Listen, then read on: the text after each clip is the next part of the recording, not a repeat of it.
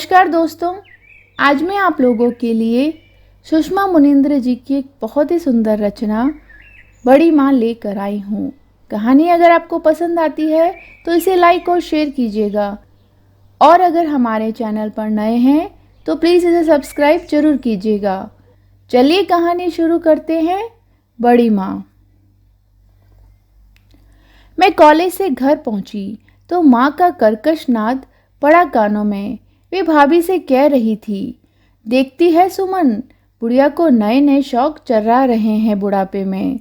सवेरे से घर में टैप रिकॉर्डर बज रहा है, पता नहीं किससे मंगाया है। जेठ जी धाती छोड़ गए हैं तो उड़ा रही है बुढ़िया। भाभी ने क्या उत्तर दिया मैं सुन नहीं पाई, चुपचाप अपने कमरे में चली गई। यदि बड़ी माँ ने टैप रिकॉर्डर खरीदा है तो माँ से पैसा नहीं मांगा, पर माँ तो चाहती है बड़ी माँ अपने शौक या ज़रूरतों पर एक भी पैसा खर्च नहीं करे। 2 साड़ियाँ पहने, रूखी सूखी खाकर जल्दी ही भगवान को प्यारी हो जाए और वे उनकी संपत्ति पर अपना सर्वाधिकार सुरक्षित कर सकें। वैसे बड़ी माँ खर्च भी करती क्या है। संतानहीनता और वैधव्य की विशाल शीला अपनी छाती पर धरे भगवत भजन कर दिन रात काट रही है। बेचारी टैप रिकॉर्डर का शौक क्या करेगी। वो तो कल शाम उनके एक स्नेही किराएदार उनका मन बहलाने के लिए ये टैप रिकॉर्डर उठा लाए। मैं उस समय बड़ी माँ के घर पर ही थी। वे ना नुकर करती रही, पर जब किराएदार ने गीत बजा दिया, मेरा नादान बालमा न जाने दिल की बात, तो ऐसी सुध-बुध खोई कि टैप रिकॉर्डर को लौटाना ही भूल गई। मुझसे बोली थी, वृषाली, तेरे ताऊजी एक बार कोई फिल्म देखकर आए थे, उसे फिल्म का गीत है ये। मुझे चिढ़ा चिढ़ा कर इसे उल्टी सीधी राग में गाते रहे थे कई दिनों तक। आज उसी टैप रिकॉर्डर के लिए माँ संताप प्रकट कर रही थी। पिताजी, मैं, महेंद्र भैया और नरेंद्र माँ को कई बार समझा चुके हैं कि वे बड़ी माँ के कार्य व्यवहार की आलोचना न करें, पर माँ की नज़रों में वैधव्य तो जैसे बड़ा अपराध है, और वे नहीं चाहती कि वैधव्य भोगती स्त्री चैन की सांस भी ले। वैसे माँ ने असली विरोध प्रदर्शन तो तब से किया है जब से बड़ी माँ का भतीजा केतन उनके साथ आकर रहने लगा। उस केतन के आगमन की सूचना पाते ही माँ ने सुदीर्घ प्रलाप शुरू कर दिया था। अरे, उस बुढ़िया को था पाना बड़ा कठिन है, देख लेना, सब मायके वालों को दे जाएगी।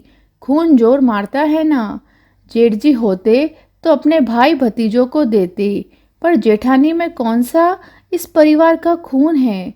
वह मुस्टंडा केतन पढ़ने के बहाने सारी संपत्ति हड़प करने आया है। नरेंद्र ने माँ की बात का खंडन किया था। माँ, अपने शहर में मेडिकल कॉलेज है और केतन भैया मेडिकल की पढ़ाई के लिए यहाँ आए हैं। बुआ का घर होते हुए उन्हें छात्रावास में रहते हुए क्या अच्छा लगेगा। तुम बड़ी माँ के पक्षधर मत बना करो नरेंद्र, माँ भ्रुकुटी तान कर बोली। जेठानी ने सब सोच समझकर तय किया है। मुझे तो लगता है बाप दादा की कमाई गई हाथ से। इतना बड़ा मकान है, ढेरों किराया आता है। हुंडिया भर गई होगी हुंडिया। माँ बड़ी देर तक अपने मन में संचित होता विष उगलती रही। माँ जब भी बड़ी माँ का 2 मंजिला मकान देखती, उनके छाती पर सांप लौट जाता। वे सोचती हैं, पूरा घर किराए पर उठा रखा है, खूब किराया जमा होता होगा और केतन गुल छर्रे उड़ाता होगा। पता नहीं इस आय का कितना हिस्सा मायके वालों को जाता होगा। तभी तो दुख सुख पूछने के बहाने आ डटते हैं यहाँ पर। इन कुछ खास मुद्दों में माँ हरदम उलझी रहती है। हमारा मकान भी किराएदारों से भरा था और अच्छी आय होनी थी, पर ताऊजी के देहांत के बाद माँ ने अपने निजी मकान, जो बड़ी माँ के मकान से सट कर बना है, में रहने का निर्णय कर लिया। पिताजी बोले थे, बच्चों की पढ़ाई और मेरे खाने पीने का क्या होगा। वहाँ भी बच्चों की पढ़ाई हो जाएगी और तुम्हारा खाना पीना नौकर चाकर देख लेंगे, बीच बीच में आते रहना। हमारे वहाँ रहने से जेठानी को सहारा हो जाएगा। पिताजी ने स्वीकृति दे दी, पर जब हमारी व्यवस्था कराने आए तो घर से उन्होंने किराएदार हटा दिए। माँ ने उस समय विरोध किया था। ये क्या, कितना पैसा आ रहा है, हमारे लिए 2-3 कमरे पर्याप्त हैं। जेठानी का घर देखो, किराएदारों से भरा है। पिताजी ने स्पष्ट किया। भैया भी सेवानिवृत्ति के बाद यहाँ रहने आते तो किराएदार हटा देते, पर अब जब भैया नहीं रहे तो भाभी को किराएदारों से सहारा भी होगा और कुछ आय भी। लेकिन मैं घर में जवान बेटी रहते किराएदार नहीं रख सकता। माँ मन मसोच कर रह गई। इस तरह माँ पिताजी के नौकरी के ठाट छोड़ यहाँ रहने चली आई। धीरे धीरे उनके नेक इरादे सामने आने लगे। एक दिन बातों ही बातों में बोली, जेठ जी खत्म हो गए, जेठानी का क्या भरोसा, कब मायके जाकर सारी संपत्ति का वारा न्यारा कर आए। मैं यहाँ इसीलिए आई हूँ कि सारी गतिविधियों पर नज़र रख सकूँ। यह सुन मेरे दोनों भाई हतप्रद रह गए। महेंद्र भैया ने कहा भी, माँ तुम ये क्या कर रही हो? बड़ी माँ अपनी संपत्ति का क्या करेगी, ये उनकी समस्या है। तुम्हें तो उन्हें हरदम भावनात्मक सहारा देने का प्रयास करना चाहिए। उनका हमारे सिवा है ही कौन? माँ स्वर को खुफिया बनाकर बोली, तुम उनके सगे मत बनो। देखना बुढ़िया तुम लोगों को पूछेगी भी नहीं। मायके में भतीजे भतीजों की अच्छी खासी फौज है, उन्हें दे जाएगी सब कुछ। तब से माँ दरोगा सी बड़ी माँ पर मुस्तैदी से निगाह रखने लगी। एक दिन बड़ी माँ अपनी साड़ियों का बक्सा खोल साड़ियों को धूप दिखा रही थी। मैं उनसे एक गुलाबी सिल्क की साड़ी पहनने की जिद कर बैठी। बड़ी माँ ने आह भरी, बेटिया जिन्होंने ला कर दी, जब वे ही नहीं रहे तो पहनकर क्या करूँगी? ताऊजी नहीं तो क्या हुआ बड़ी माँ, हम लोग तो हैं। मेरी खातिर आज पहनो ना इसे। वे मेरा हट रखने के लिए सकुचाती लजाती न जाने किस मधुर स्मृति से लाल अनार होती हुई पहन आई उस साड़ी को। दुखों के बोझ से मुरझाया चेहरा दमक उठा उस क्षण। तभी मुझे पुकारती हुई माँ वहीं पहुँच गई और बड़ी माँ का यह रूप देखकर जल भुन गई। फिर तो वह साड़ी प्रकरण स्पेशल बुलेटिन सा ही माँ ने पूरे मोहल्ले में प्रसारित कर दिया। बुढ़िया का पहनना ओढ़ना देखे कोई, जवान छोरियों को भी मात कर दे। अरे सुहाग ही नहीं रहा तो काहे करती है ये चौंचले। मैंने प्रतिकार किया था, माँ ताऊजी नहीं रहे तो क्या बड़ी माँ भी घुट घुट कर मर जाए? देखती नहीं क्या हालत हो गई है उनकी। माँ ने हाथ फटकारा। वृषाली बहुत बढ़ बढ़कर मत बोल। जेठानी ने मीठी मीठी बातें कर फुसला लिया है तुझे, तभी तो दिन में 4-6 चक्कर उस घर के लगाती है। पर देखना हाथ कुछ नहीं लगेगा। माँ की बातें सुन मुझे मर्मांतक पीड़ा हुई थी। जीवन का उद्देश्य खोजती बड़ी माँ की व्याकुल उदास आंखें देखकर कलेजा मुंह को आ जाता है। पर किस मिट्टी की बनी है मेरी माँ, जो नारी जाति की स्वभावगत कोमलता, भावुकता, ममता भूल इतने क्रूर होती जा रही है बड़ी माँ के प्रति। क्या ऐसा ही होता है संपत्ति का मोह? फिर महेंद्र भैया की शादी हुई। उन्हें मुंह दिखाई में बड़ी माँ ने 1.25 तोले की सोने की चैन दी। कुछ अधिक पाने की आशा करती माँ उत्तेजित हो उठी। विवाह में आई बुआ से कहने लगी, जीजी तुमने देखा था ना, महेंद्र के व्रत बंध में जेठानी ने कितने भारी भारी गहने पहने थे। पूरे मोहल्ले की आंखें चुंदिया गई थी। और अब देखो ना कुछ पहना ना उसमें से कुछ बहू को दिया। पैरे हैं, तमाम मायाजाल घेरे हैं, उन्हें तो बस पतली सी चैन थमा दी। बाकी जेवर भाई भतीजों को देगी। क्या पता दे भी चुकी हो, वरना पहनती नहीं। बुआ ने माँ का विरोध नहीं किया, क्योंकि माँ धीरे धीरे उनके कान भी भरती जा रही थी कि अब किसी को कुछ नहीं मिलने वाला, सब उनके मायके वालों का समझो। बस फिर क्या था, हमारी इकलौती बुआ एकाएक ही माँ की राजदार बन बैठी, जबकि माँ और बुआ की कभी नहीं पटी। पर संपत्ति पर हार साफ करने के ध्येय में सफल होने के लिए माँ ने बुआ के साथ कई गुप्त बैठकें की। फिर भी जो बुआ अपनी धन संपन्नता का ढिंढोरा पीटती, कार में लगदग आती और उनके बहुमूल्य गहने कपड़े देख हम बच्चे सम्मोहित से उनके पीछे पीछे घूमते, वे सचमुच ही बड़ी माँ से हिस्से की बात कर डालेगी, ये किसी ने नहीं सोचा था। कैसे बेबाक स्वर में कह गई थी, बुआ मानो भाई नहीं रहे तो भाभी से जिस ढंग से चाहो बोलने की छूट मिल गई हो। बड़ी भाभी तुम तो अजगर की तरह बैठ गई हो पूरी धन संपत्ति पर, इस घर पर मेरा भी हिस्सा बनता है। बड़ी माँ काट सी हो गई थी, अस्फुट से स्वर में बोली, जीजी जब तक मैं जिंदा हूँ मुझे शांति से रहने दो, मेरे मरने के बाद जो चाहे ले लेना, मैं अपने साथ कुछ नहीं ले जाऊंगी। बड़ी माँ यूं असहाय सी बोल रही थी मानो ये घर ताऊजी का नहीं बुआ जी की कमाई से बना है। बुआ चाहे जब उन्हें बेदखल कर सकती है। ये गृह निर्माण ताऊजी का करवाया हुआ है। हमारा और बड़ी माँ का मकान लगभग साथ साथ बना, पर सरकारी नौकरी में घर के कारण कोई बखेड़ा खड़ा न हो, इसीलिए ये घर दादाजी के नाम से बना था। आज उसी का लाभ ले बुआ के लोभ में इतनी प्रगति हो गई थी।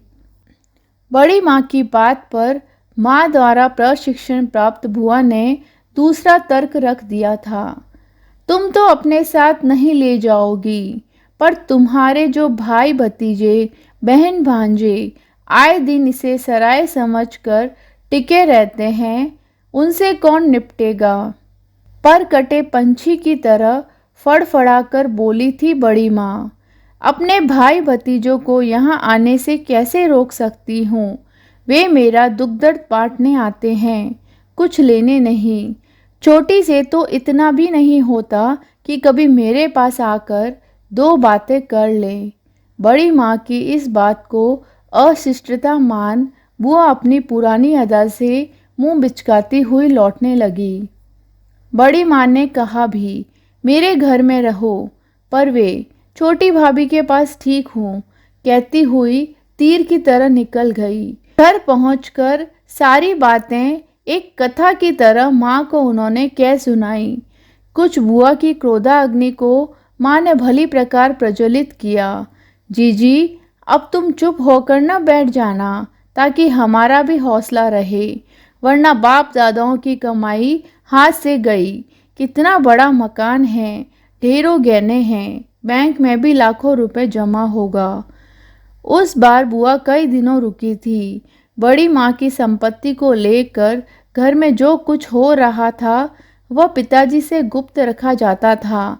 फिर भी जब पिताजी छुट्टी में आए तो नरेंद्र के मुंह से निकल ही गया, पिताजी बुआ को न जाने क्या हो गया है, बड़ी माँ से संपत्ति की बात करती हैं। पिताजी अविश्वास से चीख रहे थे, मेरे जीते जी किसी ने भी भाभी को परेशान किया तो मुझसे बुरा कोई नहीं होगा। माँ चेतावनी के स्वर में बोली, तुम क्यों पढ़ते हो बीच में, जीजी जाने और जेठानी जाने। पिताजी उसी तेजी से बोले, हद कर दी तुमने महेंद्र की माँ, जीजी को समझाना तो दूर उल्टे तरफदारी कर रही हो। तुम खुद तो भाभी से ऐसा व्यवहार करने लगी हो मानो वे तुम्हारी दुश्मन हैं, अब जीजी को भी उकसाने लगी हो। भैया के सामने इन्हीं भाभी का तुम और जीजी कितना आदर करती थी, अब वे तुम लोगों की आंखों की किरकिरी बन गई है।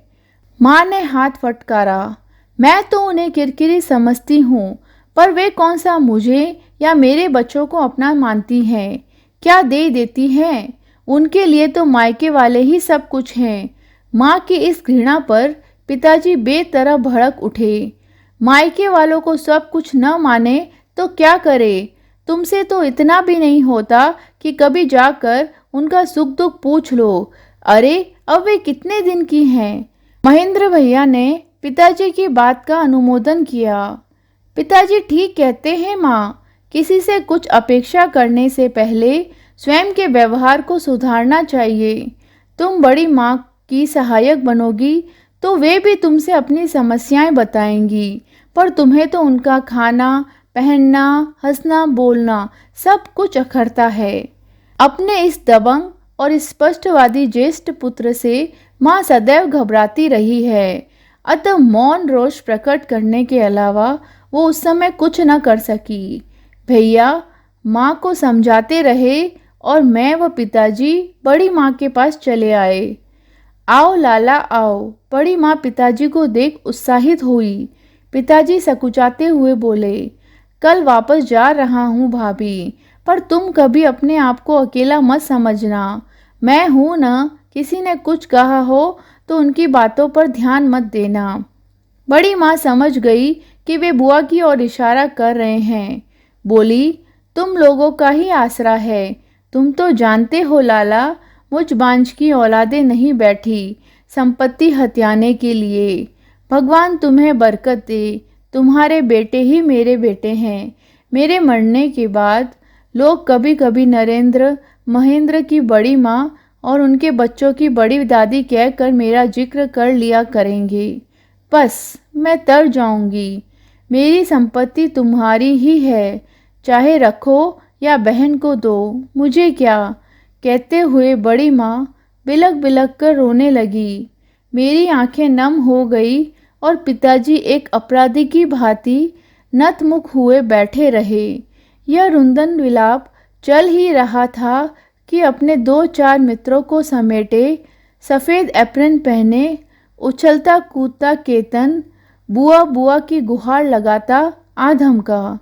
बुआ फटाफट 4 कप चाय बना। कलपती बड़ी माँ को देखकर वह बुरी तरह चौंका।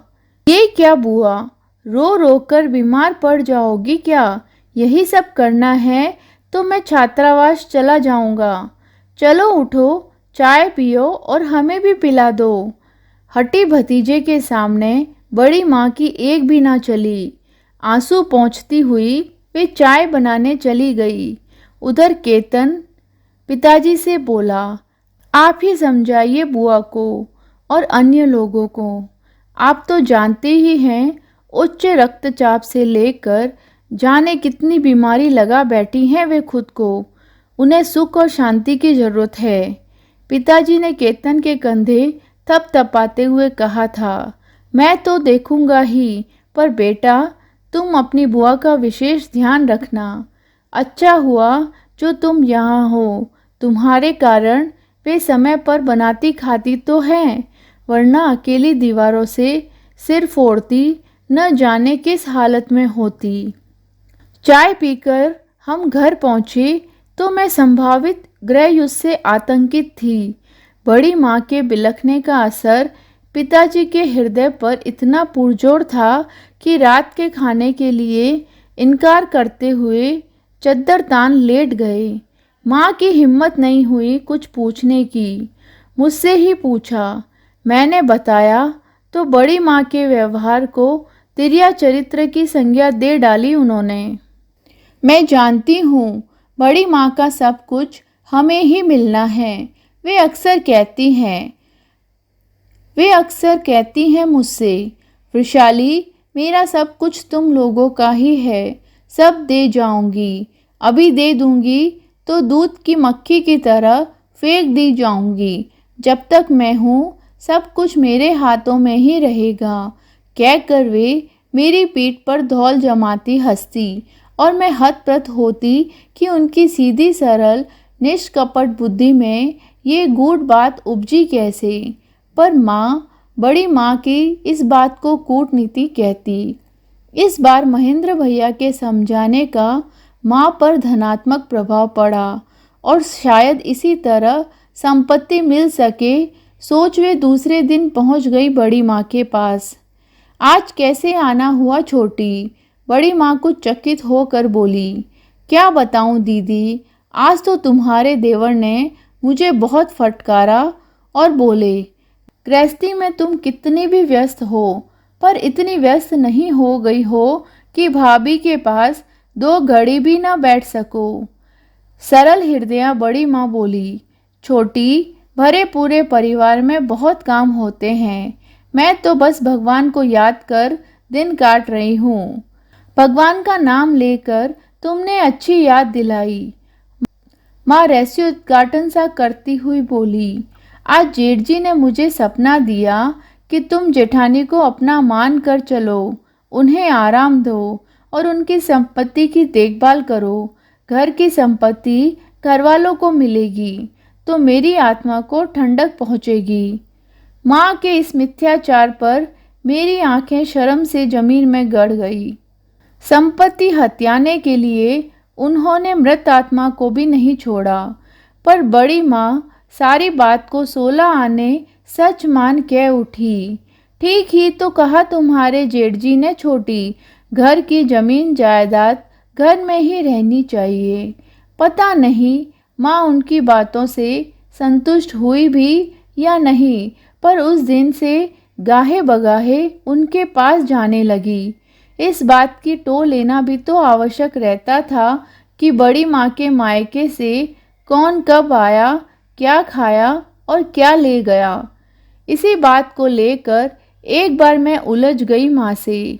माँ, मामा मौसी या उनके बच्चे आते हैं तो उनके स्वागत सत्कार में तुम पूरा घर सिर पर उठा लेती हो, फिर बड़ी माँ अगर अपने मायके वालों के लिए कुछ करती हैं तो तुम्हें बुरा क्यों लगता है?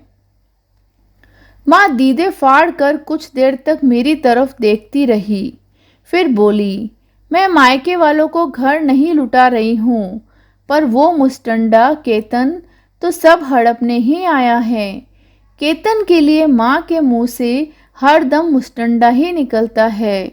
बड़ी माँ को जानकारी है, पर वे युद्ध को न्योता नहीं देना चाहती, अन्यथा मुझ पर सीमा पार न करने की बंदिश लग जाएगी, जो मुझे व बड़ी माँ को कतई सहन नहीं होगा।